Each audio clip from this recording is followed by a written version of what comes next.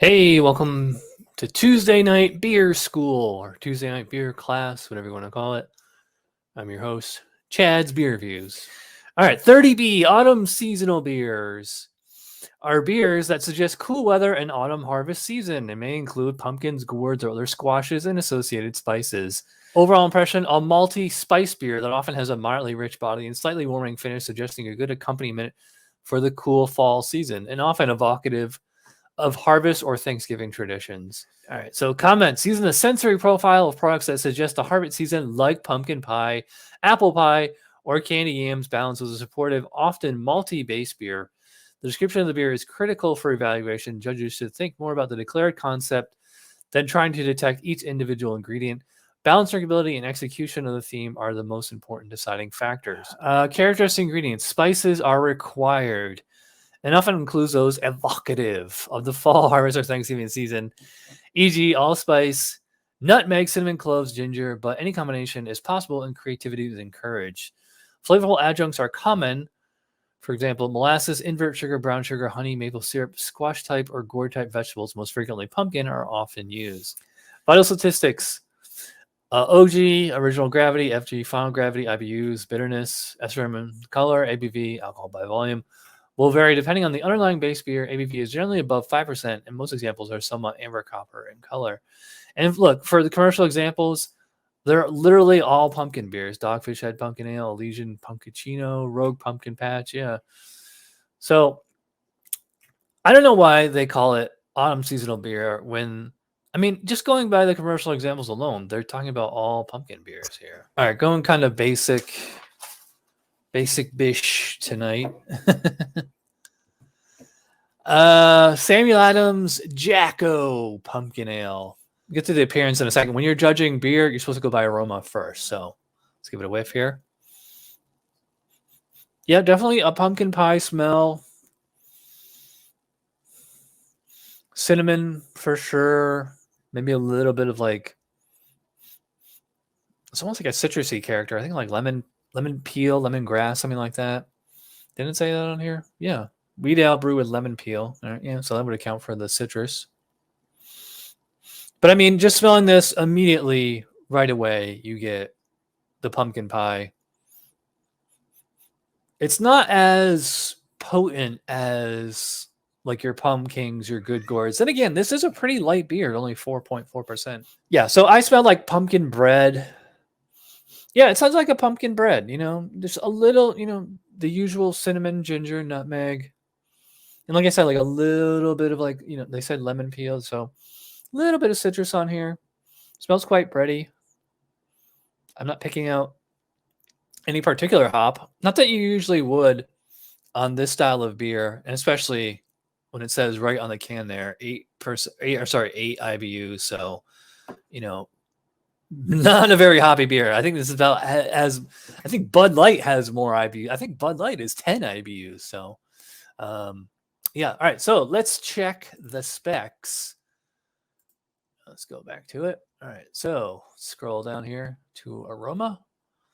Malty, spicy, and balanced. A wide range is possible as long as it evokes the harvest theme.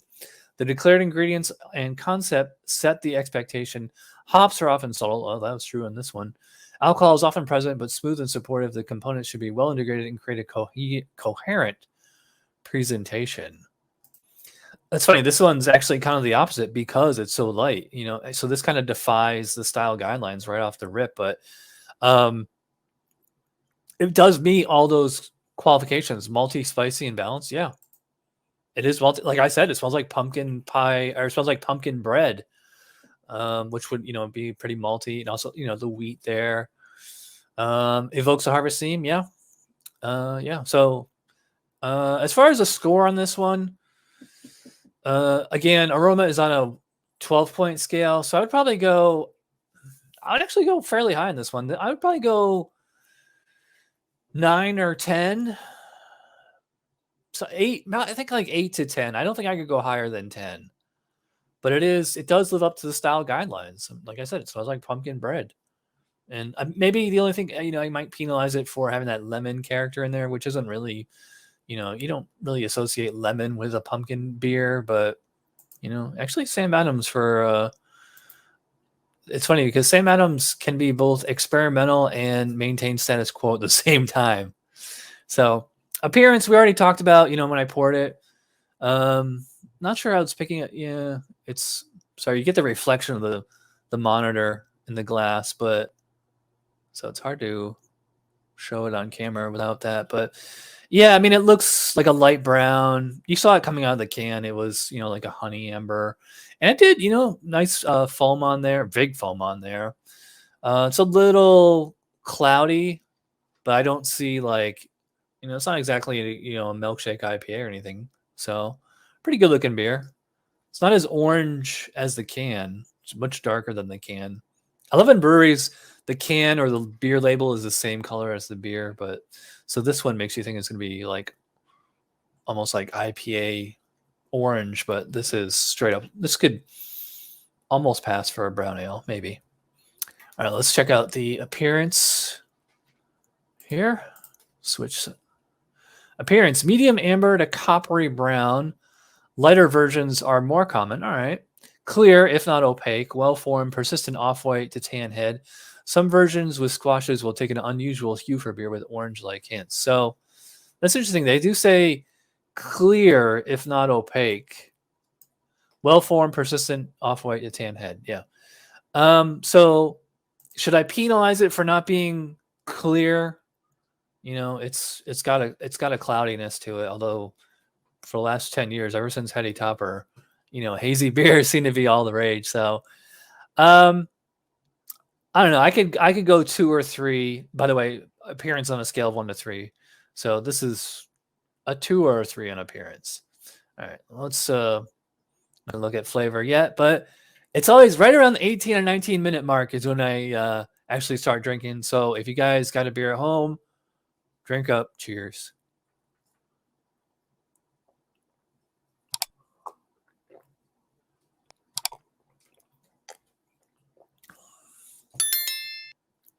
All right. So as soon as it hit my tongue, the first thing I tasted was what I said with the aroma. It's like a pumpkin pie or pumpkin bread. It's actually quite bready at first, but then I start, keep drinking it, and then I realize it's actually quite light, and it's has like this sweet. I should say, well, yeah, it's like a almost like a Splenda kind of sweetness where like it's as the BJCP often says in some of the styles, it says the impression of sweetness.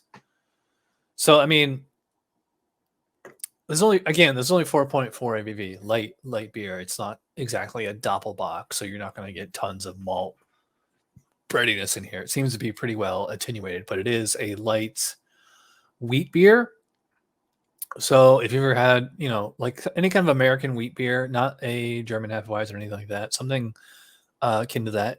You know what it actually reminds me of is Shipyard Pumpkinhead. So it has like this almost like pumpkin soda kind of taste. It starts out with a pumpkin bread flavor, and then it finishes like with this pumpkin soda flavor. I think that sweetness or whatever I'm getting in there, I think it's like that lemon peel. To me, it does not come off as like a spice. In fact, none of these spices are like really spicy.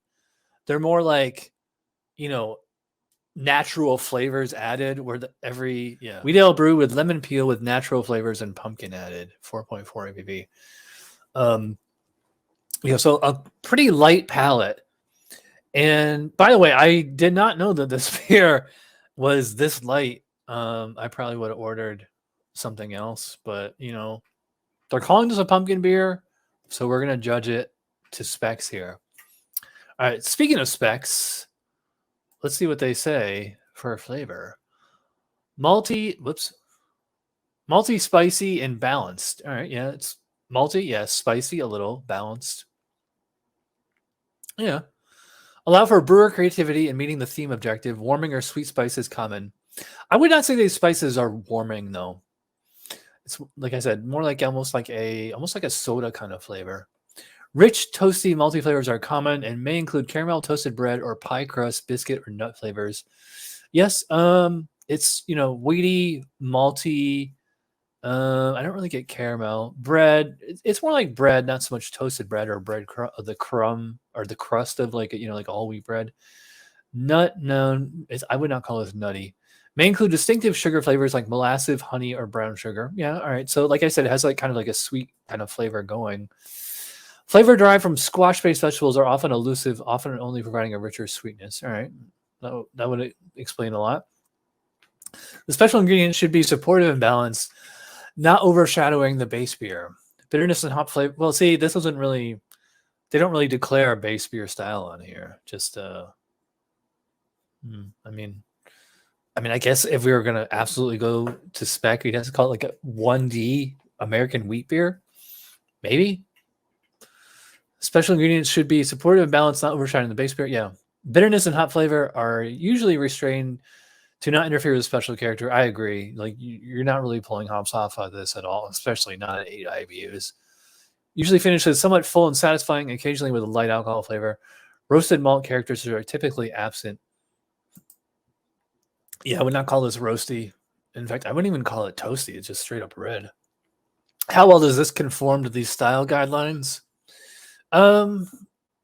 Pretty well.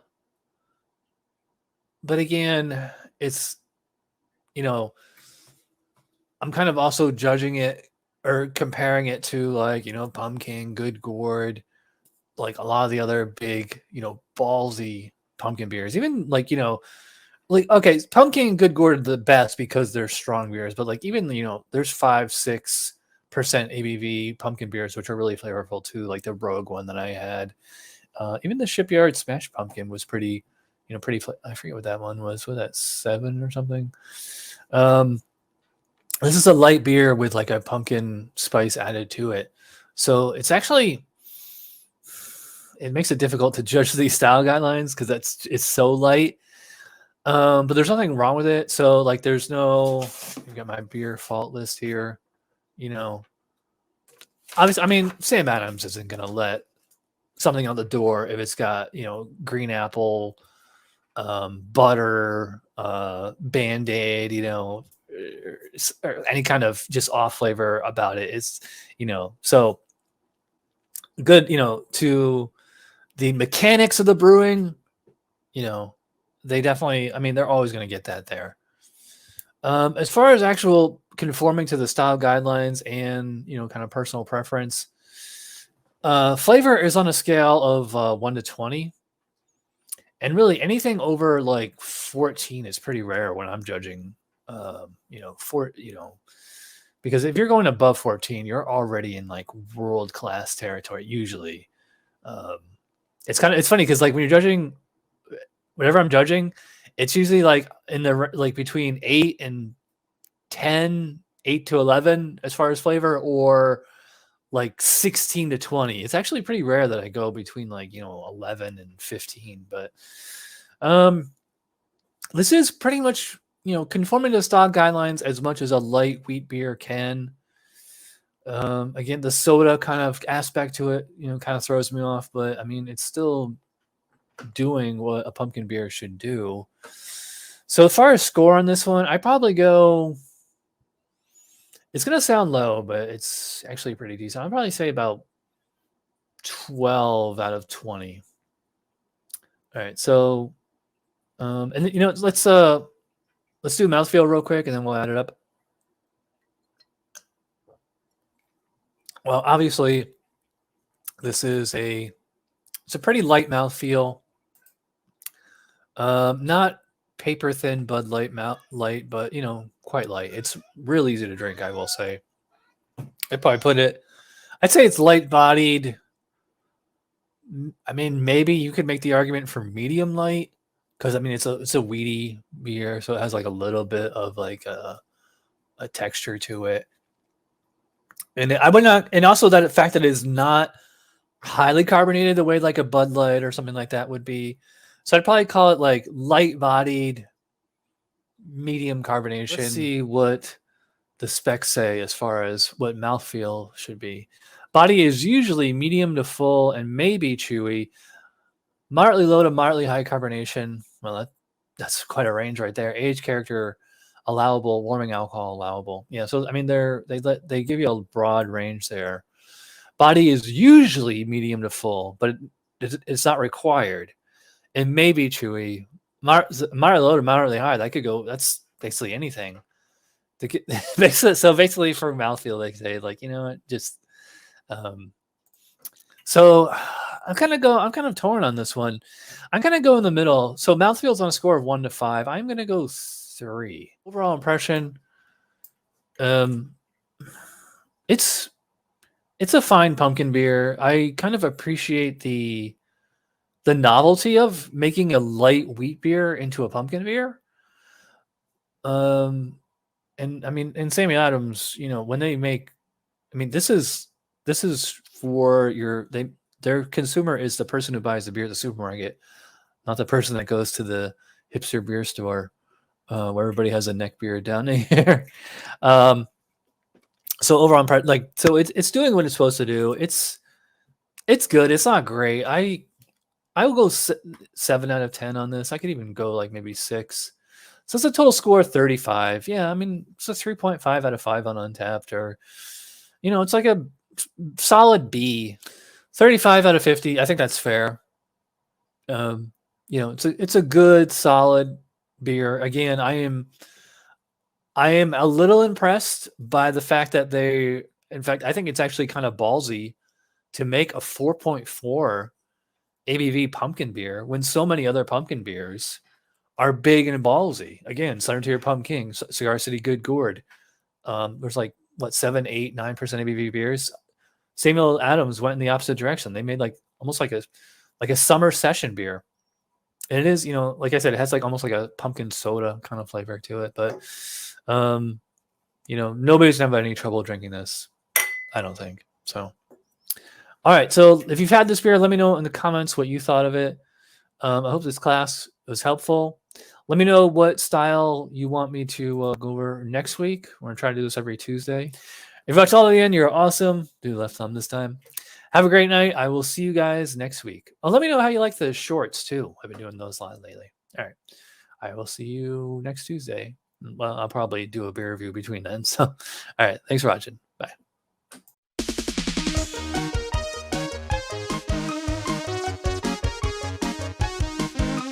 Somebody brewed it. Chad just reviewed it. Thanks for watching Chad's Beer Reviews. Trust me, the next episode will be a lot better.